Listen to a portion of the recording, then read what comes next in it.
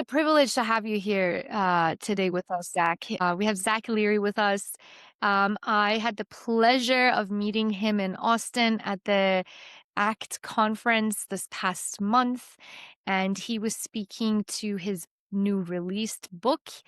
Please tell us about that, of course, in a moment. And what you were saying came from a very deep place, a very soulful place, including, the importance of integration and not only the role of integration, but also the variability and the types of integration. What works for one person may not work for the other. There's just so many different modalities, but it's very important work to be done in psychedelic work.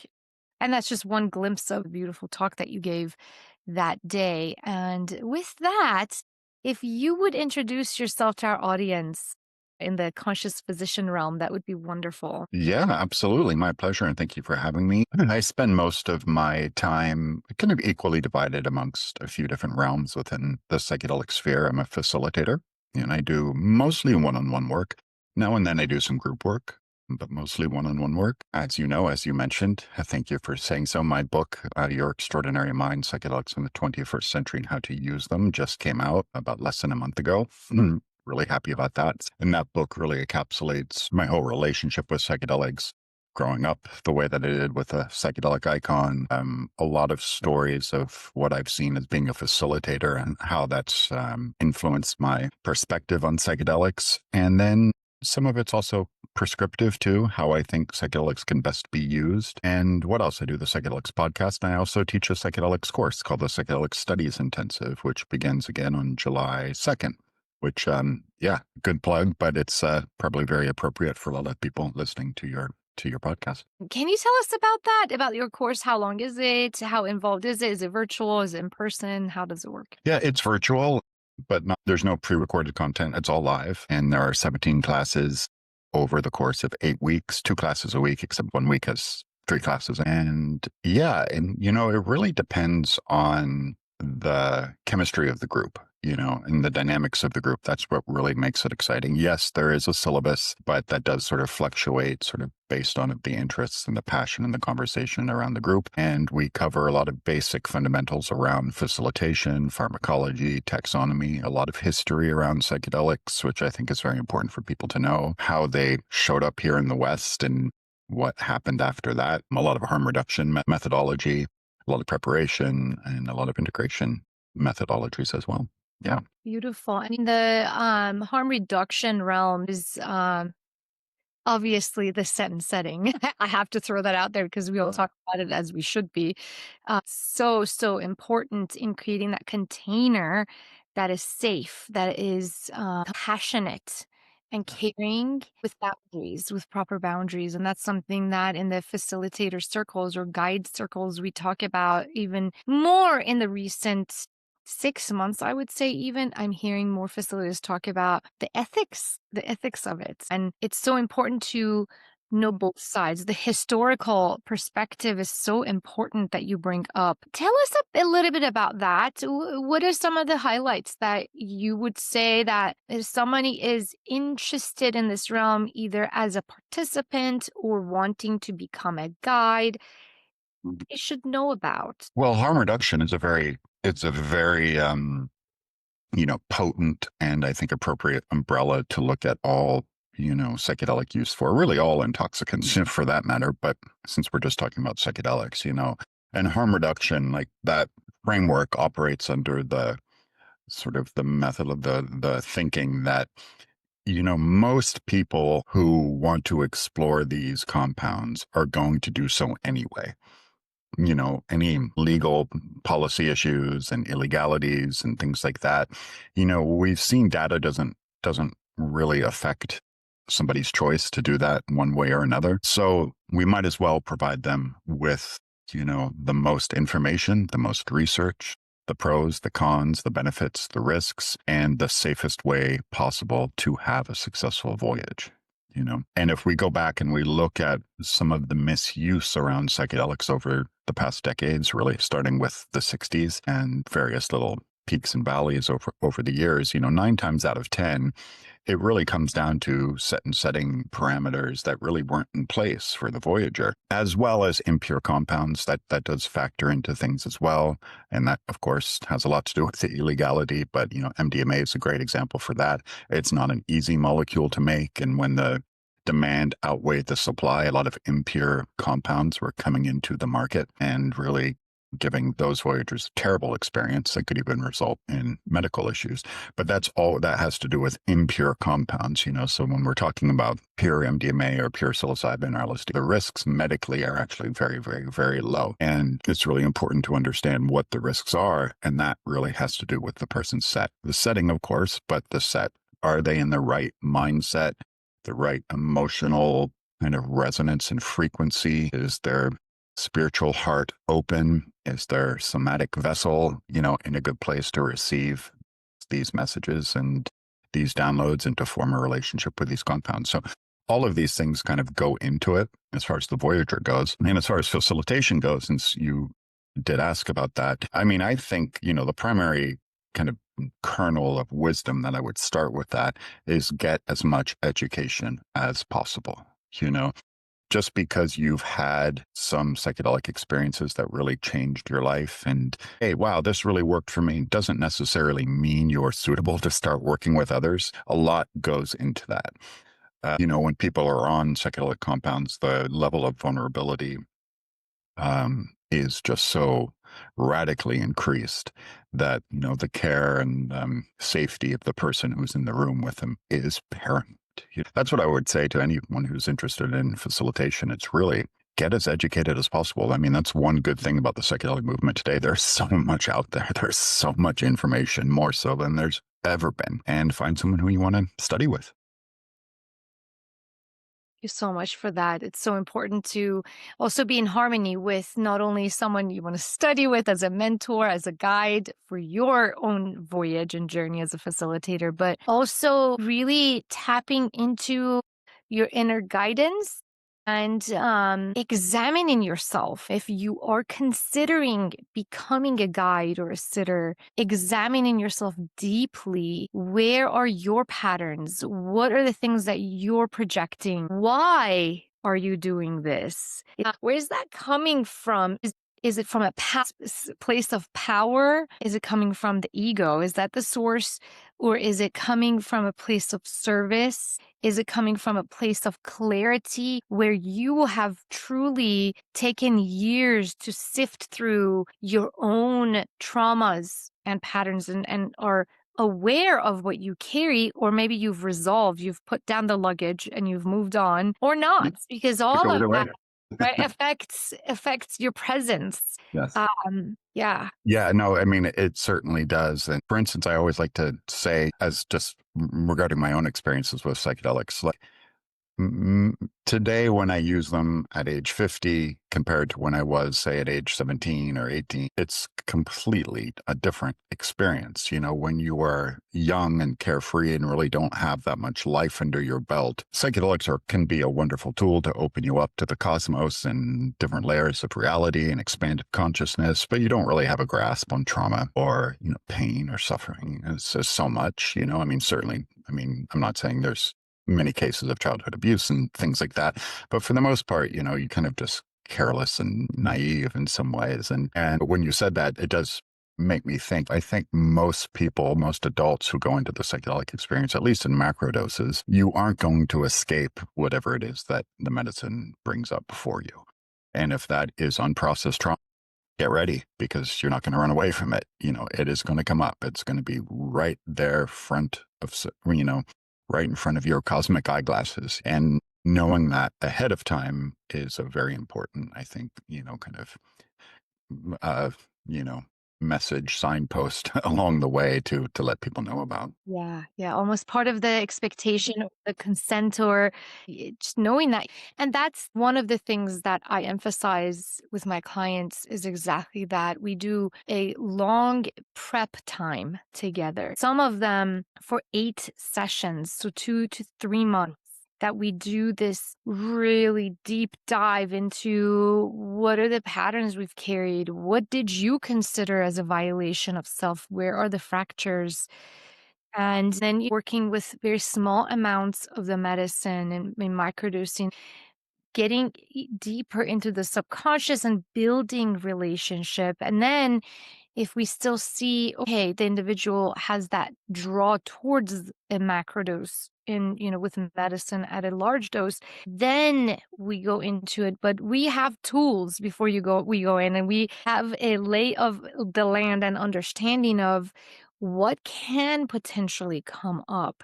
And I have found it very, very useful to have a good understanding as a guide to go through session to see what is potentially coming up and how am I going to be present for that? When am I going to get in? When am I going to sit back and just allow observation and just, holding that container for them to draw what it is that they want. So and that vulnerable state is very powerful and it can be very healing with an experienced and well-versed guide, right? If you're asking the right questions, like with MDMA, especially. Psilocybin and ayahuasca are more internal, but They're very different compounds.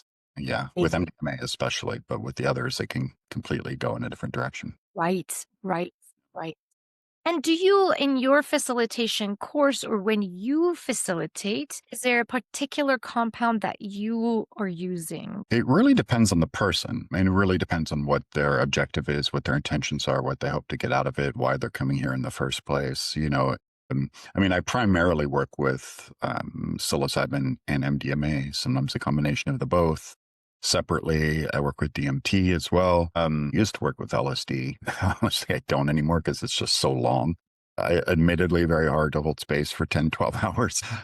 It's just so long. So it really depends on what it is they're coming into it for. If there's deep wounds and trauma, then that might inform the decision. But a lot of people come to me too, just to have what we hope is a spiritually, mystically inclined, heart opening experience that really isn't based on any one significant area of hardcore healing or anything like that, which I think is important to mention because I do think psychedelics and healing, especially around mental health and trauma, there's no question we've seen efficacy rates just through the roof and how potent that can be. But psychedelics are also amazing tools just to explore the universe, your relationship with God, your relationship to spirit, your relationship with yourself. And it can be very blissful and joyful and sometimes beyond words and ephemeral. And I just like to point that out because I do think in today's psychedelic world, we put so much emphasis on healing, healing, healing. And sometimes, yeah, it's okay to just explore. It's okay just to be with it and see if you can get close to the one. Oh, yeah, I love that. Absolutely. That self-exploration is huge. And I know people in the community who have very strong contemplative practices and after, Yes. right? And I feel that that tends to give the set, right? Affects the set so deeply and their experiences with medicine is so explorative in their contemplative practices where they have read and they have practiced and now they're exploring it from a different dimension, and I find it very fascinating. Yeah, I almost would go so far as to say, I mean, I don't mean it 100% having some form of a contemplative practice is almost a mandatory tool in successful psychedelic exploration. Somebody comes to me and they say, well, no, I can't meditate. I can't sit still. I mean, yeah, it is a little bit of a yellow flag for me. It doesn't completely rule them out, but I find people have much more successful experiences who know how to slow everything down, activate the parasympathetic nervous system, and just be with themselves and their breath in silence. I find that makes for a much more successful experience. Yeah, absolutely. Absolutely. Same. And the method I use is the method that I integrated together. Our first conscious life practice, I have 20 different tools that we use in this conscious physician method. The first one is meditation. And I was introduced to contemplative practices when I was 12 by my parents. Yeah, in Iran, in the middle of a terrorist regime that shoved Islam down, everybody's brains. And my parents were like, no, we want our children to be exposed to more than that because they lived in Shah's time when nothing was forced. There was freedom of religion and all of that. And they saw in 79 when the new regime came. I was born in 81 and Yeah, and I was 12, and they're like, "There's just so much darkness with what has happened to Iran. We have to make sure our children are exposed to other things in life." And so really and truly those spiritual exercises for me, it connected me with, with me and with source and got me through so much, got all of us through so much Beautiful. darkness that there was. You say your parents didn't leave after the fall of the Shah? They weren't able to get out? Not immediately, they didn't want to because we had family there, and my dad had a pretty successful pharmaceutical business for veterinarians. Okay, I Yeah, see. so for cattle and so forth, and it's still running, and he had several branches, but he was 50 years old when he left the country and, like, moved all of us out to the United States, and that was, talk about challenging. It's a lot. I'm always really interested in those stories, and it's a sidetrack, but yeah, I'm from Los Angeles, and there's a huge community of Iranians who immigrated to Los Angeles specifically right after the fall, and yeah, grew up with them, went to high school. And it's a fascinating story, but yeah, it's what a way to explore, the fundamentals of spirituality and juxtapose against like this religious dogma and seeing what works and what doesn't. Yeah, yeah, and so it's yeah, very fortunate, very, very, very fortunate and privileged to have had these experiences given to me by my parents, which now I find that's very rare, um, and they continue to inform my work with people, with Mm, other beings, with psychedelics or not, that spirituality and as you said, the contemplative practices really do it's a huge, huge, huge ally, um, to have if considering psychedelic experience or not, just yeah. living life in a good life. And it's about living well. That's what I think, at least. I don't know. That's what I work towards every day, living well. Yeah, I agree with that. I like that. Yeah. So, Zach, I would love to hear your story of growing up in such a different era with one of the icons of the psychedelic world. If you are willing to share, and whatever it is that you are willing to share with us today. Yeah, I mean, I'm happy to kind of touch on it. I mean, it's such a broad question. I say that with all the love in the world and one that I've been asked so many times. But I will say my relationship with it definitely has changed a lot over the course of time, over the years. There's no question about it. When I was younger and Timothy was still around, I was so just caught up in kind of that huge, very powerful orbit that was him and his celebrity and his presence. And he really was such an extraordinary human being. Intellectually, just operated at a different level that most people will never ever come across. I mean, truly just brilliant. And so I was really just kind of caught up in the gravity that was revolving around that, to the point of not really knowing who I was. And then when he died, that was really the biggest point of struggle, was like, oh goodness, I don't know who I am aside just from being his son. What am I good at? What should I do with my time? What I don't know. And so I struggled with that for a great amount of time and really went to some dark corners of the material world, specifically around substance abuse. And that was really just a way for me just to kind of avoid the problem and avoid the harsh realities of trying to self actualize, and instead just using those tools to numb. But when I did get clean and get in recovery, my first inclination was to get as far away from that as possible, as far away from the psychedelic world and the whole Timothy Leary kind of aura, because I thought I had to forge my own path. And at first I thought it looked very, very different. And I worked, I had a whole other career that I was somewhat successful at, I think, in digital marketing and advertising. But then one day I woke up, and about 12 years into that 13-year career, and I just felt a spiritual hole in my heart, like a story that you've heard so many times. I just thought to myself, like, wow, this can't be all there is to my time here on the planet. Like, there has to be more to it than that. And I started seeking, I started getting back into Ram Dass and also rekindling my relationship with him personally. and started reintroducing psychedelics and really getting into my spiritual practice. And one thing led to another, and my whole universe just kind of expand. Well, first it fell apart, and then I pieced it back together into a dharmic kind of reality, a dharmic path that works for me. And psychedelics were hugely influential in helping me to discover that. I'm also hugely influential in my own healing and dealing with my own trauma and things like that. So, I mean, that's what it is in a nutshell. I mean, yeah, but the early days when Timothy was around, I mean, they were extraordinary. He was an incredible human being, and I don't take for granted at all the types of people that I was exposed to. You know, some of the great thinkers and artists and musicians and philosophers and writers of the 20th century. And I'm truly blessed to have been exposed to all of that.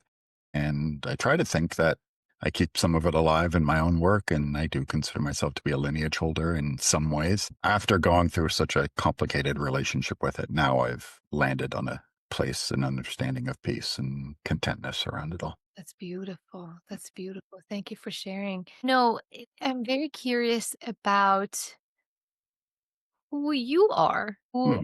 who you are now, or who have you it's always a becoming, I feel Hmm. it's an evolution is always more as it should be. It's beautiful.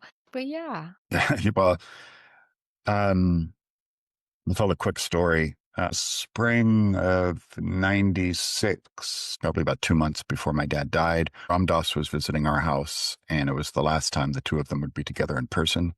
Outside of my dad's sliding glass door that went onto the lawn of our house, we lived in the hills of Los Angeles. Outside of and on the edge of the lawn outside of his door was a flotation tank, an isolation tank. And I had decided to get in the isolation tank, and I took a little bit of ketamine. And while I was in there, my dad and Ram Dass were visiting, and they pulled up two chairs right outside of the hatch of the isolation tank. They didn't know I was inside of it. I didn't know they were on the outside. So kind of a strange setup, right? And I took a little ketamine, went in the tank, and things got very, very complicated. Very, very hectic and complicated and dark and swirly. And the best thing I could do was just to get out. And I just popped open the hatch and just was like, oh my God, sunlight, and just grasping for my breath and looking around. And then there they were sitting about 6 feet away from me. And we're all just staring at each other in silence, all shocked that the situation. And Ram Dass looks into me and gets about a foot in front of my face and says, Zach, who are you now? Who are you now? So that was one of those moments that I hope everybody has some moment like that in their life where they're touched with just a lightning bolt of wisdom that sticks with them for the rest of their life, that really can be kind of the foundational bricks for their path of self-inquiry and self-discovery. And I, think about that almost every day. I'm not exaggerating. Almost every day when I'm in my practice or meditating or singing kirtan and mantra, I do think of that moment and that relationship with the ever expanding journey of discovering who we are.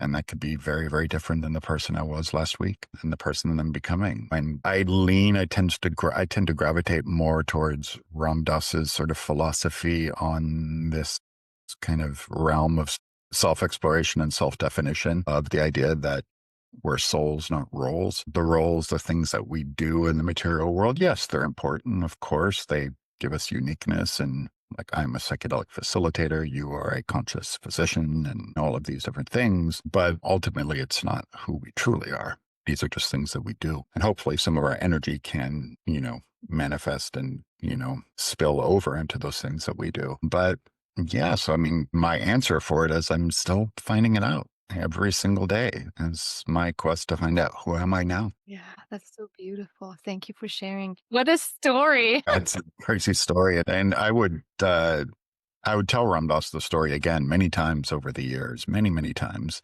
And he just loved the who are you now part. And he was so proud of himself that he said it to me. Wow. Did you travel to New Mexico to Santa Fe area where he had a home here or Oh, maybe Ramdas? well, he lived in Maui for the last, 15 years of his life. I mean, he was living in New Mexico at the Naropa Institute um, in the early 70s, but not for very long. He never was permanently in New Mexico. But the Neem Karoli Baba ashram is in Taos, which is kind of the foundational sort of headquarters for the Ram Dass spiritual lineage. And that's in Taos. And I've been many times. Yeah, it's a beautiful, beautiful place. And if any of your listeners are in New Mexico, they should definitely make their way to Taos to go visit the ashram. It's really a beautiful, beautiful place. Thank you for sharing that. I've never been, so Oh, great. I need to Sure. make a trek to visit. Yeah, beautiful.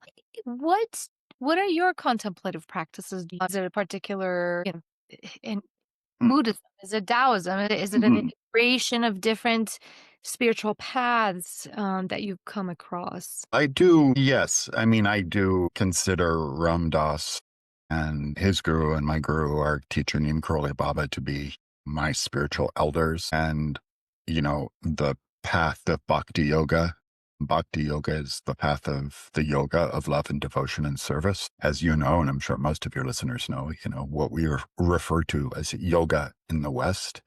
99% of the time, that's not it. It's not just moving your body around and at an exercise class. That's one form of yoga, but yoga is an entire practice of science, love, devotion. So yeah, I do practice bhakti yoga, and I wouldn't say I practice it to the point of being completely dogmatic. I mean, it is my primary spiritual path, but I do have a Buddhist meditation practice as well. And so I think most of my spiritual practices are rooted in some Eastern philosophy. But I mean, my general practice does look like a basic contemplative Vipassana style meditation. And then I also sing kirtan, which is mantra music and chants, and do deity worship and things like that. And I have a puja room as well, and go to spiritual texts, which are very important to me. Bhagavad Gita, Srimad Bhagavatam. Yeah, all sorts of things. Beautiful. Yeah. Is there a particular point that you felt a drawing to these practices? Yes, it's a good question. Well, I was introduced to them when I was a teenager through Ram Dass, through reading Be Here Now and listening to his tapes. And then simultaneously around the same time, and this is probably about 16 through 19, right in there. At the same time, I was also introduced to the ISKCON movement, the Hare Krishna movement, which is very popular in Los Angeles. And at that point, I'd go to the ISKCON temple and sing kirtan with them. And I certainly wasn't going to get initiated, but I loved the energy that was happening in those, the ecstatic bliss of getting lost in the mantra. And there was something about it that was very, very attracted to me and just really warmed my heart. And yeah, around that time, so the seeds of those traditions, Buddhism as well, did kind of rested in my heart somewhere, but I didn't really have like the discipline to follow through on a regular spiritual practice. So it didn't really take in a formal sense until my early 30s. And then, yeah, the story I was telling earlier, just some things were happening in my career, and I just was kind of juggling some things around. And then my spiritual practice I revisited those practices, and they so far have stuck with me. And now Stuck with them. yeah, stuck with them, and they haven't failed me. But yeah, and I have just an incredible amount of fondness for many of the Eastern practices, including the Hare Krishna movement. I mean, I'm not a member or anything, but I love their ecstatic relationship with the divine, and I love the contemplative, soulful nature of Buddhist practices via Pema Chodron and Jack Kornfield and all those guys. And so, yeah. Yeah, beautiful, beautiful. And how are you manifesting in this world from your being, from your soul? How am I manifesting? Do you mean what am I manifesting, or Yeah. me about how? What are you manifesting and Hmm. how? I mean, two of the examples that come to mind, the book that you've written, Yes. right? And then the offering that you have for the course that is coming up in July. Yeah. Yeah, those are And you're right. Those are, especially the book, took a great deal of manifestation on the most literal level of digging really, really deep. It's my first book, and let me tell you, it's not easy to write a book. But then, kind of looking back on finishing the book, the thing about that is it's really just like learning something new.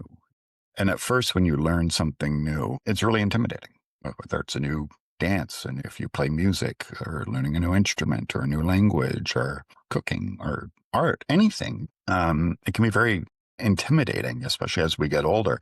But once you start to get familiar with it and realize that the thoughts that are swimming around inside of your head and that are really looking to burst out and to manifest into a cohesive form, that you can make peace with, oh wow, I can do this. I can get it out in a way that is authentic and is friendly to the reader, but also, is a representation of my own manifestation. So it was an interesting relationship with learning something new. But all of these things, in terms of manifestation, I think it's really about trying to manifest my own point of view and perspective that is in my own authentic voice, that is true to me, which sounds kind of like an obvious thing, but it can be hard to manifest your own authenticity, especially when it's so attached to other people's legacies and things like that, and separating myself from them and creating my own voice. And so that is really kind of the seed of what it is I try to manifest on a daily basis, is knowing I belong, my voice is important, my perspective and ideas are important, and in whatever form they come in, whether it's a book or a podcast or my course or sessions or working with others, that's all just a manifestation of that. And knowing that, yeah, what I do have to say is important and I belong. I think our shadow sides really want to keep us small, want to keep us unheard and just kind of fly under the radar. And yeah, I think it takes a tremendous amount of courage to break free from that and to try to shine for the world. Truly, truly. Wow. Wow. It's so true. And here you are and you have that courage to shine. And how is that for you now? It's mostly a good experience, I think. I mean, of course, egos get in the way and things like that. I mean, ego gets in the way when you start attaching yourself to results. It's whatever the result is. It's how many downloads on the podcast, how many books have we sold, and all these types of things. And sure, those are important. I think there is a necessary place in the material world to have a little bit of ambition.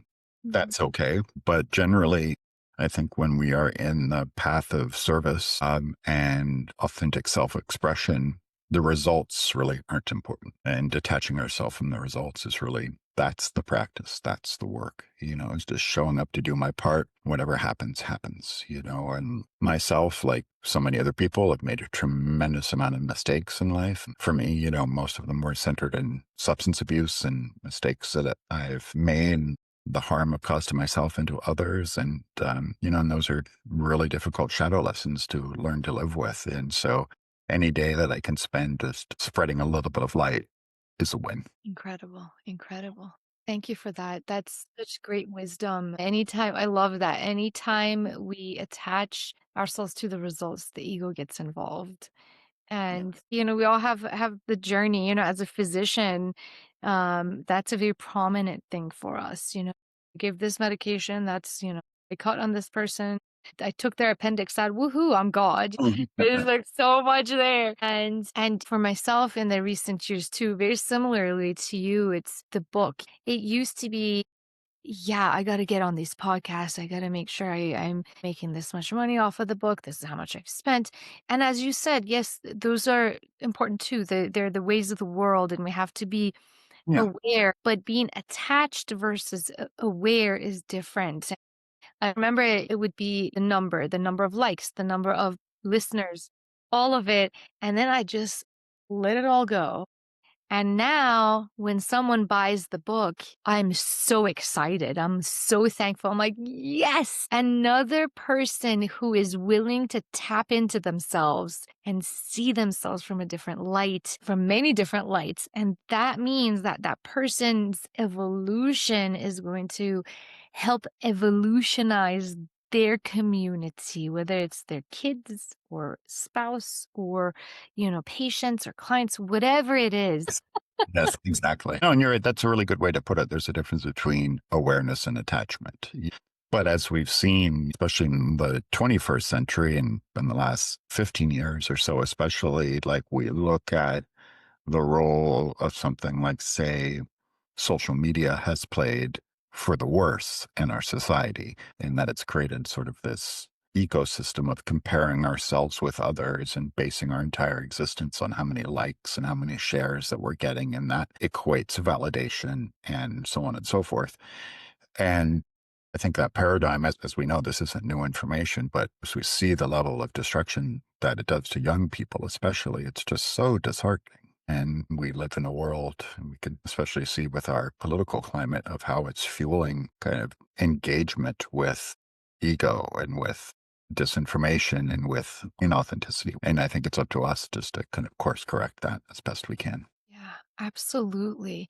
And I see that happening with people having these conversations, right? People having conversations that are authentic and they come from a very deep place and from even the shadow side to teach. If used as an educational tool, which I also see social media being used, duality of the world, right? You have the positive, you have the negative in everything. I have a 17-year-old and a 4-year-old. Mm. Almost two different generations. And with our 17-year-old, I've absolutely seen all of it. I've seen the, oh my gosh, like we need to like stop this madness. But instead of, creating conflict with it now, it's about having conversation of what you're seeing and also decreasing time on it, giving it boundaries of saying 1.5 to 2 hours a day is max of being on technology, period.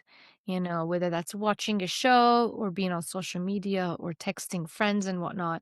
That's it. Zach, that was like literally the biggest change that we saw, the most effectiveness of any kind of intervention that we put. It was that.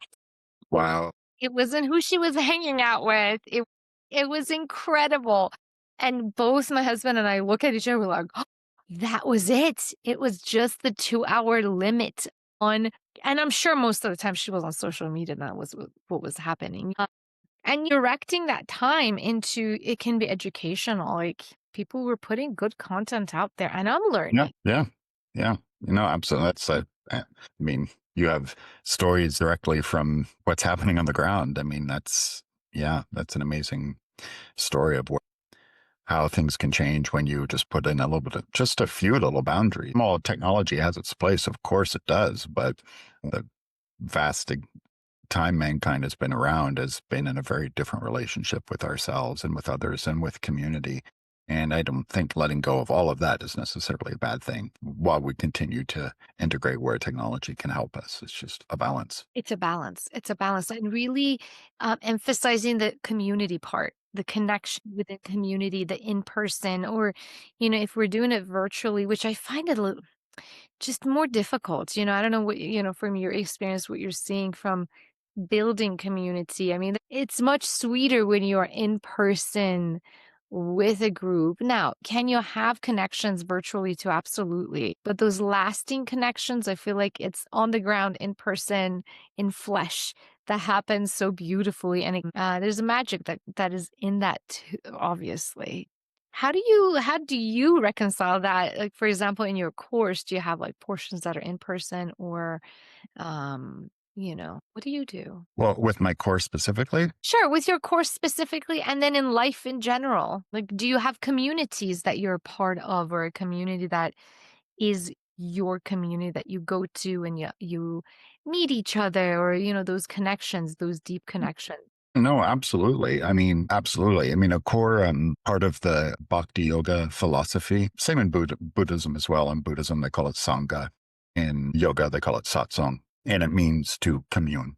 To commune with the wise, I think is the direct translation. But when you are in spiritual practice together as a group, there is an energy that is expounded and created that is very different than just from the energy that is created by the individual. Yoga, they call it the bhavana, the bhav, and that is the communal energy that is literally a tangible thing that you feel when you're all in together in spiritual practice, like congregational chanting, like kirtan. You feel the power of the mantra in the room when everybody is chanting in sincerity together. It's truly, truly an incredible experience. And so, yes, we host a kirtan once a month at my house for that very reason, to bring people together to come and just let the grime of the material world just kind of fall off and be in community for a couple hours together, engaged in practice. So that's a very important thing to me. And yeah, throughout Austin too, as well as the psychedelic community, there's a pretty, as you know, the ACT conference, which is put on by Austin locals, Mary and Olivia, who are both local and dear friends. So yeah, there's lots of good community here for sure. My course though is it is virtual Yeah. because people do join from around the world. So we do the best we can. Yeah, yeah. How do you reconcile the community part of it, or do you? Do you have like a chat section for the course that you have? What platform are you using for that? Asana? Asana. Okay. Yeah. Asana, it's kind of our collective workspace, bulletin board, repository for information and ideas and chats. Yeah. And Asana's a great tool. That's great. That's great. Awesome. Well, Zach, thank you so much for being here. Tell us how people can find you if they are interested in either facilitation or getting your book or signing up for the course that's coming right up in July. How could they do that? Go to zachleary.net, ZACHLEARY.net, and everything you need to know is there. My book, my course. You can also reach out to me and send me a message if you want to work with me or find me on Instagram. Either one. Amazing. Amazing. Thank you so much for being here with us today. Thank you for sharing your wisdom Well, and, for your time. being open. Truly, it's been a pleasure having you. My pleasure. Thank you so much for having me. Thank you.